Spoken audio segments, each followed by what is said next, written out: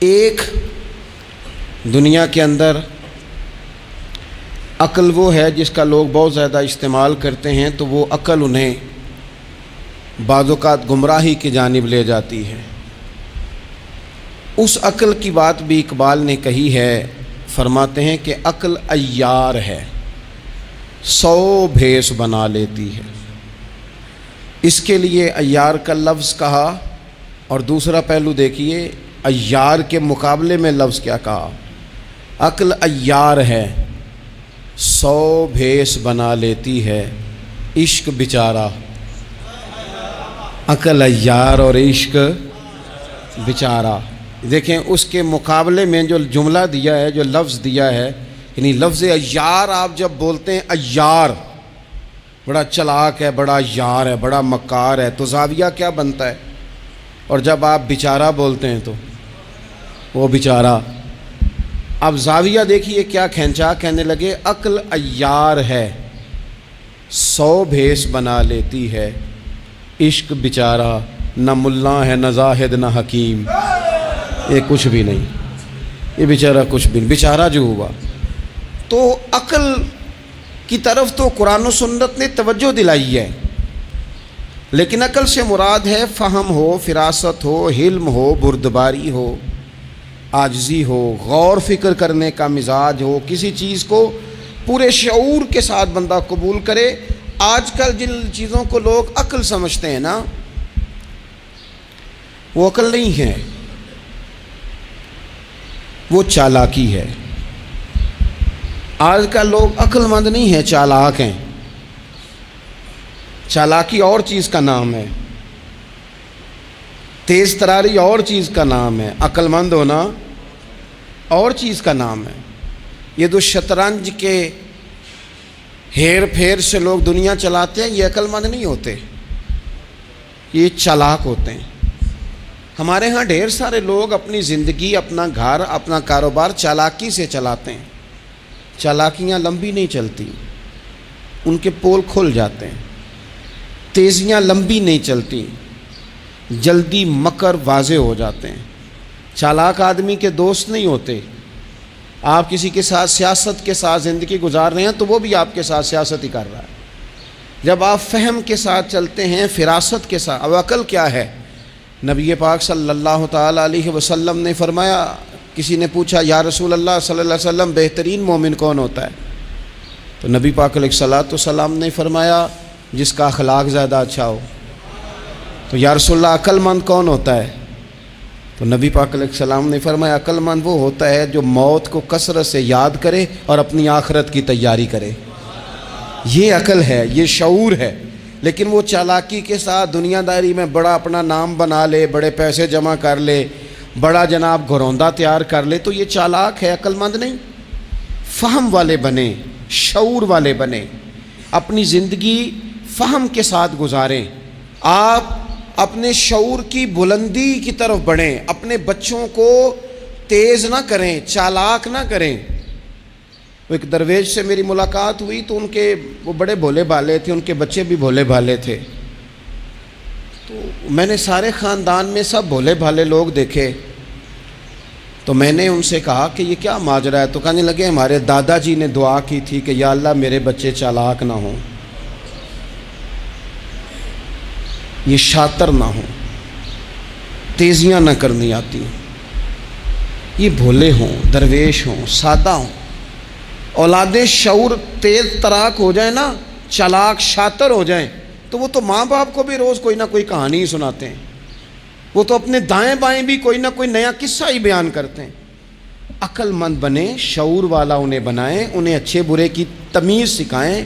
یعنی شعور، چلاک آدمی تو حلال حرام کی پرواہ نہیں کرتا، بس وہ دیکھتا ہے میں نے پارٹی کو قابو کیسے کرنا ہے۔ لیکن عقل مند وہ ہوتا ہے جو دیکھے کہ یہ میرے لیے جائز ہے کہ ناجائز ہے، محنت سے کام کرے، شعور سے کام کرے، لیکن لقمہ حرام کبھی اپنے گھر داخل نہ ہونے دے۔ یہ شعور ہے، یہ بلندی ہے۔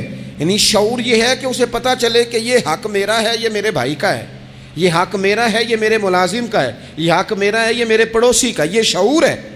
اور چالاکی کیا ہے؟ کہ وہ تیزی دکھائے اور سب کا مال ہڑپ کر کے اپنے گھر لے آئے اور کسی کو پتہ بھی نہ چلنا دے۔ یہ چالاکی ہے. چالاک نہ بنے، باشعور بنے، فہم والے بنے. میرے نبی پاک صلی اللہ تعالیٰ علیہ وسلم پر اللہ تعالیٰ نے جو قرآن مجید کتاب نازل کی تو 300 کے لگ بھگ آیات قرآن پاک میں ایسی ہیں جن کا زیادہ مطالعہ ہے وہ زیادہ جمع کر لیں گے. 300 کے قریب آیات ایسی ہیں جس میں اللہ تعالیٰ نے عقل اور شعور کی طرف بڑھنے کا حکم دیا ہے. فرمایا عقل والو غور کرو، تم دیکھتے نہیں زمین و آسمان میں اختلاف ہے، رات اور دن آتے جاتے ہیں، اس میں غور کرو، اس میں نشانیاں ہیں. پر ان کے لیے جو عقل رکھتے ہیں، جو شعوری بلندی رکھتے ہیں، تیزی نہیں، چالاکی نہیں، شاطر پن نہیں. ابو جہل جو تھا نا وہ بیوقوف آدمی نہیں تھا. دور دراز سے لوگ اس کے پاس اپنے مقدمات کا فیصلہ کرانے آتے تھے. چالاک آدمی تھا، اتنی زبردست بات کرتا تھا، اتنی اچھی باتیں سناتا تھا کہ لوگ لوٹ پوٹ ہوتے تھے، گھنٹوں بیٹھ کے لوگ اس کی بات سنتے تھے. لیکن شاطر تھا، عقل مند نہیں تھا. اگر عقل مند ہوتا تو اسے نظر آ جاتا کہ وہ دیکھو آفتاب نبوت چمک رہا ہے، وہ غلام ہو جاتا رسول پاک کا. لیکن وہ چالاک تھا، چالاکیاں کرتا رہا، تیزیاں دکھاتا رہا. اس نے اس ترتیب سے اسلام کی مخالفت کی. آپ دیکھیں نا، جس رات نبی پاک صلی اللہ علیہ وسلم کو شہید کرنے کا ارادہ ان ظالموں نے کیا ہے تو بڑی پلاننگ کی. ہر قبیلے سے ایک ایک بندہ لے کے آؤ، ہر قبیلے سے، اور اس کے ہاتھ میں تلوار تھماؤ. جب ہر قبیلے کا بندہ ہوگا تو اگر معاذ اللہ حضور کو شہید کرنے میں کامیاب ہو گئے تو کسی ایک قبیلے پر الزام بھی نہیں آئے گا اور بنو ہاشم کسی ایک قبیلے کا مقابلہ بھی نہیں کر سکیں گے. اس چالاکی سے، یہ کبھی لوگوں کی سمجھ میں باتیں نہیں آتی تھی پر چالاک تھے، اس چالاکی سے یہ دین کی مخالفت کرتے تھے. یہ تیزی دکھا کے مخالفت کرتے تھے اور جناب صدیق اکبر دفاع کی کوششیں کرتے تھے. وہ شعور کے ساتھ، فہم کے ساتھ انہوں نے بھی انداز اختیار کیا نا. انہوں نے چالاکی کی کہ ہر قبیلے سے ایک ایک بندہ. وہ تو اللہ کی حکمت تھی کہ سرکار نے ایک مٹھی میں پکڑ کے مٹی پھینکی تو ان کی آنکھوں کے آگے اللہ تبارک و تعالیٰ نے پردے ڈال دیے. لیکن اس کے مقابلے میں حضرت صدیق اکبر فہم و فراست کا، شعور کا وہ مظاہرہ کر رہے ہیں. وہ کیسا بندوبست کرتے ہیں؟ کہتے ہیں اپنے غلام سے کہ 2 اونٹنیاں موٹی تازی، ان کو تم نے لے کے غار کے اس جانب آ جانا ہے. اپنے غلام سے کہتے ہیں کہ تم نے ان اونٹنیوں کو وہاں پہنچانا ہے. بیٹے سے کہتے ہیں سارا دن کام کاج کے سلسلے میں ادھر ادھر جانا اور کافروں کی باتیں سن کے پہنچانا کہ نیا منصوبہ کیا بنا رہے ہیں. اپنی بیٹی سے کہتے ہیں پتر کھانا پکا کے، کل کا باسی نہیں تازہ پکا کے، اور پھر اس کو تیار کر کے، اور بیٹا دن کے اجالے میں نہیں رات کے اندھیرے میں آنا. اب یہاں اقبال بولے، اقبال کہنے لگے جب عشق سکھاتا ہے آداب خود آگاہی، عشق بھی ایک عقل دیتا ہے. جب عشق سکھاتا ہے آداب خود آگاہی تو کھلتے ہیں غلاموں پر اسرار شہنشاہی. پھر وہ غلاموں کو بادشاہ بنا دیتا ہے. تو کہا رات کو وہاں کھانا پہنچانا، یہ ان کا شعوری فیصلہ ہے. اور رستے میں حضرت صدیق اکبر بھی شعور کا مظاہرہ کرتے ہوئے حضور کو لے کے جا رہے ہیں.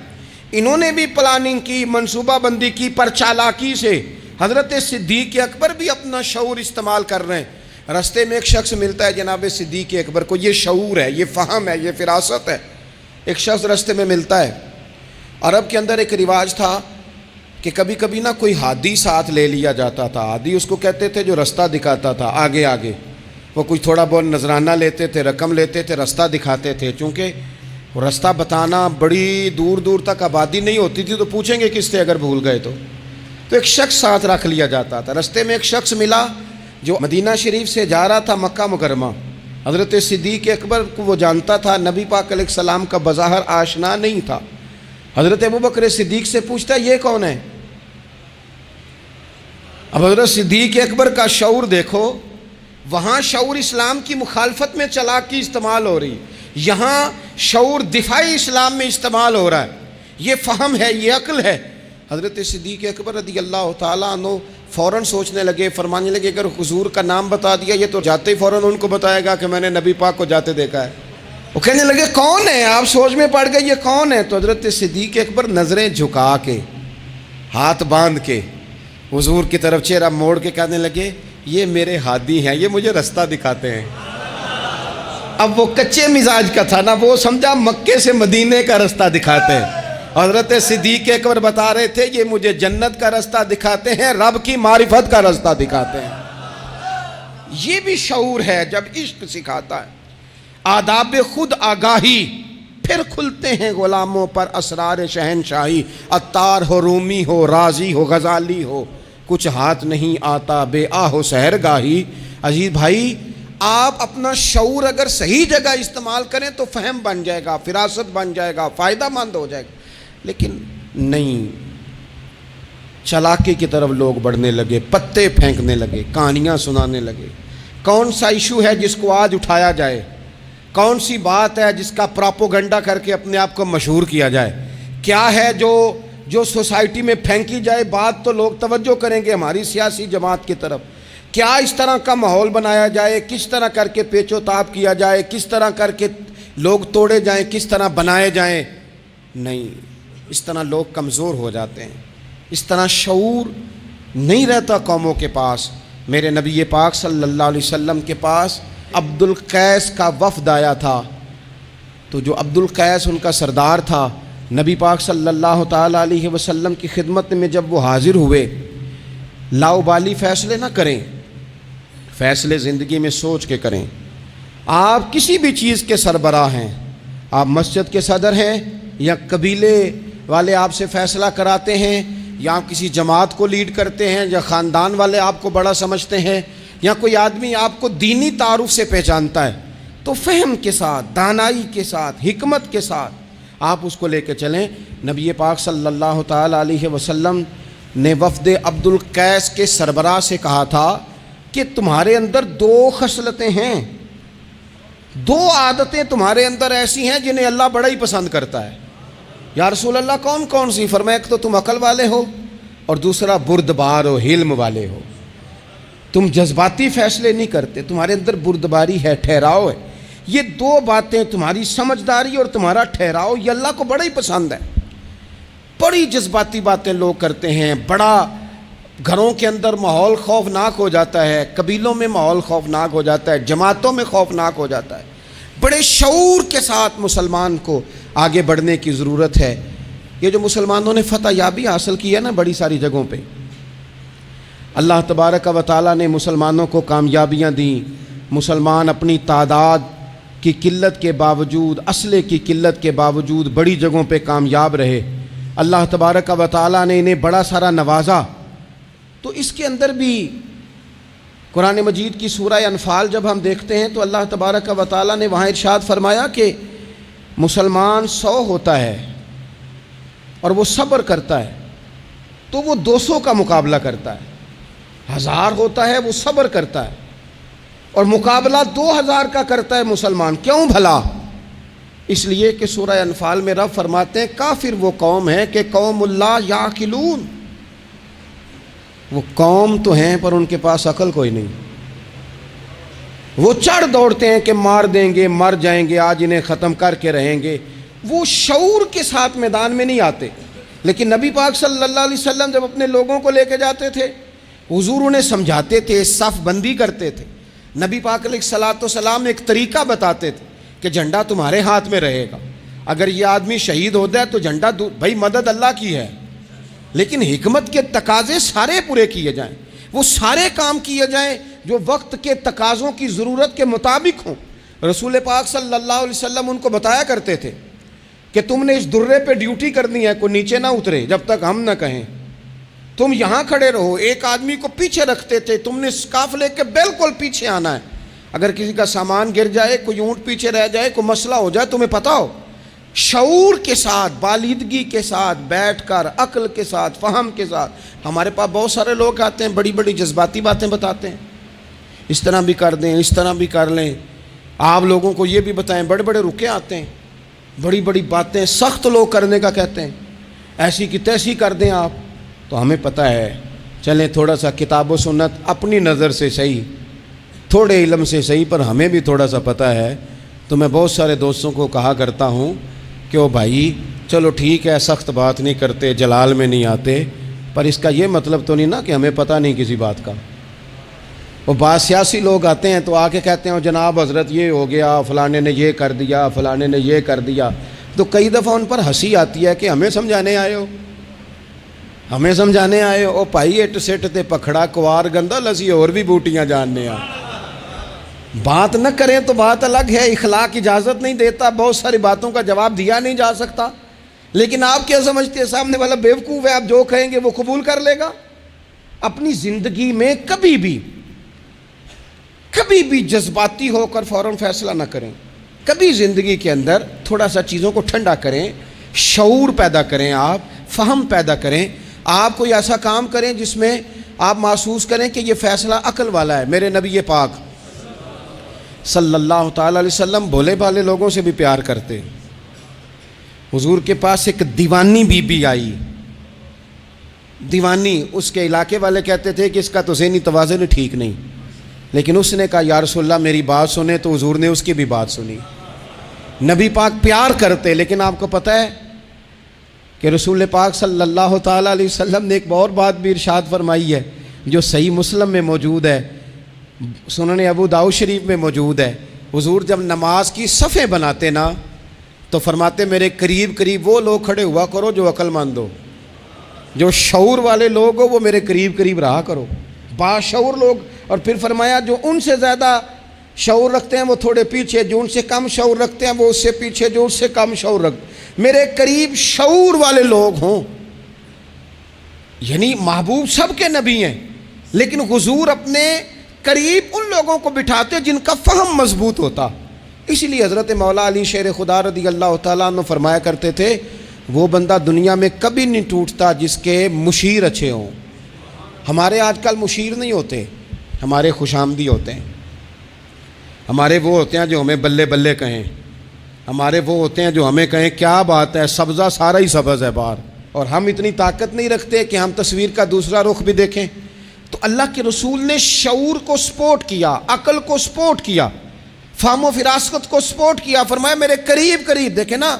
علماء نے ایک معنی یہ بھی اس کا بیان کیا ہے کہ جب کوئی باشعور آدمی قریب ہوتا ہے تو نماز میں کبھی لقمہ دینا پڑ جاتا ہے، کبھی بتانا پڑ جاتا ہے، کبھی کسی وقت امام کا وضو ٹوٹتا ہے اسے پیچھے جانا پڑ جاتا ہے، تو باشعور لوگ ہوں گے جب قریب تو حالات اور ہوں گے۔ اللہ کے رسول صلی اللہ تعالیٰ علیہ وسلم باشعور لوگوں کو قریب رکھتے، شعور کی بات آگے پھیلاتے۔ میں بڑے عرصے سے یہ بات کر رہا ہوں، آج پھر کرتا ہوں، دینی ماحول کے اندر باشعور لوگوں کی بڑی ضرورت ہے، بصیرت افروز لوگوں کی بڑی ضرورت ہے، جن کے حافظے قوی ہوں ان کی بڑی ضرورت ہے۔ اکثر ایسا ہوا کہ ایسے لوگوں کو لا کر دیا گیا، ایسے لوگ بٹھائے گئے جو شعوری طور پر بالکل ناپختہ تھے۔ دیکھیں ہر آدمی ہر جگہ پہنچ نہیں سکتا، کچھ لوگ کند ذہن ہوتے ہیں، کوئی کام بھی نہیں کر پاتے، تو زبردستی جبر کرنا، کسے مولوی بنانا ہے، اسے مولوی بنانا ہے، اسے حافظ ہی بنانا ہے، بھائی وہ بیچارہ نہیں اتنا شعور رکھتا۔ آپ کوئی ذہین فتین لوگ لے کے آئیں، باشعور لوگ لے کے آئیں جو سوسائٹی میں کچھ سمجھ بوجھ رکھنے کی صلاحیت رکھتے ہوں، وہ جب دین کو پڑھیں گے اور دین کو آگے پھیلائیں گے تو کچھ تقاضے سمجھ کر آگے پھیلائیں گے۔ آپ دیکھیے میرے نبی پاک صلی اللہ تعالیٰ علیہ وسلم کے صحابہ کا شعور کتنا بلند تھا۔ حضرت زید بن ثابت رضی اللہ تعالیٰ عنہ کے ذمے لگایا حضرت ابو بکر صدیق نے قرآن پاک کو جمع کرنا، فرمایا آپ صحابہ کرام سے لے کے جن کے پاس تھوڑا تھوڑا قرآن پاک ہے آپ جمع کریں، آپ لا کے اسے جمع کریں۔ اور وجہ اس کی یہ ہے کہ ایک تو آپ نبی پاک کے دور میں بھی قرآن پاک کی وحی لکھتے تھے، اور دوسری بات یہ ہے کہ آپ جوان بھی ہیں اور عقل مند بھی ہیں، لہٰذا آپ سے ہم نفع لینا چاہتے ہیں۔ باقاعدہ لفظ کے حضرت صدیق اکبر کہ چونکہ باشعور آدمی ہیں، فہم والے ہیں، لہٰذا آپ سے یہ کام لینا ہے۔ میں شکوہ نہیں کرتا، لیکن میں کو ذمہ داری سے کہتا ہوں، میں قائل نہیں ہوں بچوں کو ڈنڈے مار کے پڑھایا جائے۔ ڈنڈے مار کے جب آپ پڑھاتے ہیں تو آپ خوف کے سائے میں تعلیم دے رہے ہیں، آپ سے لوگ ڈر رہے ہیں، گھبرا کر تعلیم دی جا رہی۔ وہ کیا اس سے سیکھے گا جس نے خوف کے عالم میں سبق یاد کیا؟ بچہ استاد کے سامنے کھڑا ہے تو وہ تھر تھر کانپ رہا ہے، اسے جو یاد ہے بیچارے کو وہ بھی بھول گئے ہیں۔ اور یہ کام مدرسوں سے زیادہ اسکولوں میں ہوتا ہے، اسکولوں میں زیادہ ہوتا ہے۔ لائق لوگوں کو، باشعور بچے کو آپ کو پتہ چل جاتا ہے آپ کا بچہ شعور والا ہے، پھر آپ اس کی مناسب کاؤنسلنگ کریں، اسے آپ مناسب طریقے سے اس کو سمجھائیں، اس کو آپ تھوڑا سا مینٹلی طور پر تیار کریں، اس کی نگرانی کریں کہاں آتا ہے کہاں جاتا ہے۔ پھر آپ جب کسی ادارے میں داخل کرائیں تو پھر باقاعدہ اس کی رپورٹ لیں، پتہ کریں۔ ہفتوں سالوں بیت جاتے ہیں، کوئی پوچھنے نہیں آتا ہمارا بچہ کیا پڑھ رہا ہے، تو بچہ پھر من مانی کرے گا۔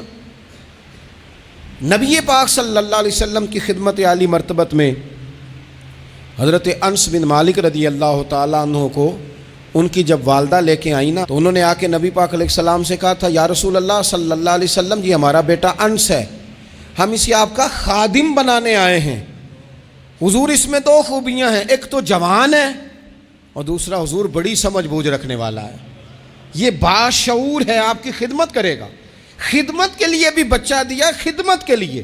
حضرت انس بن مالک حضور کی خدمت کرتے رہے، ڈیوٹی کرتے تھے، وہ نبی پاک کے گھر میں چھوٹے تھے، کام کاج کرتے تھے، حضور کسی کو بلانے بھیج دیتے، ازواج مطہرات کوئی کام کر دیتی، فرماتے میں آیا تو تھا خدمت کرنے، لیکن باشعور تھا، فہم والا تھا، کام بھی کرتا رہتا اور مدینے والے کی حدیثیں بھی یاد کرتا رہتا۔ سینکڑوں حدیثوں کا خزانہ حضرت انس بن مالک نے امت کو دیا ہے۔ وہ کام کرتے تھے لیکن باشعور تھے نا، تو اپنے شعور کی بلندی کی بنیاد پر کام کرتے کرتے انہوں نے دین سیکھ لیا اور سیکھ کر امت کو اتنا بڑا خزانہ دیا۔ لیکن اگر آپ جاہل آدمی لے آئیں، وہ جھڈ آدمی لے آئیں جس کا ذہن بالکل بند ہے، اس کو آپ لا کے بٹھا دیں تو سند کئی دفعہ مل ہی جاتی ہے۔ اعلیٰ حضرت بریلوی سے کسی نے کہا تھا عالم کے لیے سند ضروری ہے، فرمایا نہیں، عالم کے لیے علم ضروری ہے۔ فرمانے لگے سند یافتہ تو جاہل بھی کئی دیکھے۔ تو باشعور بنے اپنی زندگی میں، علم کے ساتھ، بردباری کے ساتھ، معاملہ فہمی کے ساتھ اپنی زندگی میں آگے بڑھیں، جذباتی فیصلے نہ کریں، جلدی سے ایموشنل نہ ہو جائیں۔ کوئی شخص آپ کو کسی جگہ آ کے فٹافٹ گڑبڑ کرنے کی کوشش کرے تو بڑی جلدی اس بندے کے بہکاوے میں نہ آئیں۔ کوئی کسی کے بارے میں خبر بریک کرے تو فٹافٹ اس خبر کا شکار نہ ہو۔ کوئی سیاسی آدمی آپ کو سبز باغ دکھانا شروع کرے تو تھوڑا سا شعور ہو آپ کے اندر، تھوڑا سا فہم ہو۔ آپ ذرا ان نعروں کو دیکھو تو صحیح، آپ کو کون سا نعرہ دیا جا رہا ہے۔ میں ہمیشہ یہ کہتا ہوں دوستوں سے کہ آپ ہمیشہ سے انہی نعروں پر آپ ووٹ دیتے جا رہے ہیں، انہی چیزوں پر آپ ووٹ دیتے جا رہے ہیں، انہی باتوں پر۔